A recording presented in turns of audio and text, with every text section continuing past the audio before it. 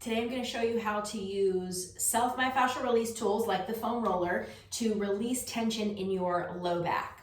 We're going to focus on the QL, the quadratus lumborum.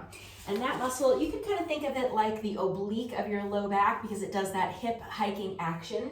It's attached to your pelvis, your spine, and your ribs. So it's a square muscle right here in your low back. When we are releasing that with a foam roller, you don't want to lay on the foam roller centered because that's going to put a lot of pressure on your spine.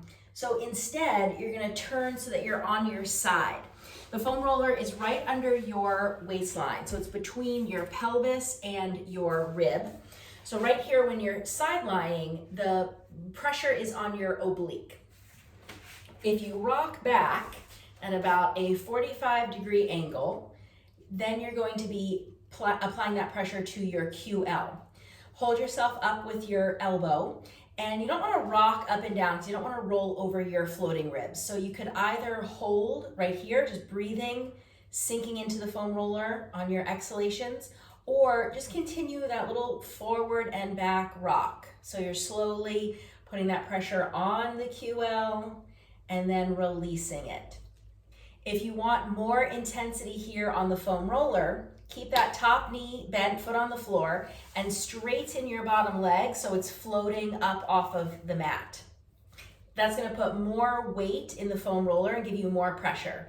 And again, you can take that nice slow forward and back rock, moving with your breath, or hold, rock back at that 45-degree angle, pause there, slow breaths, feel like your back is just melting over the foam roller.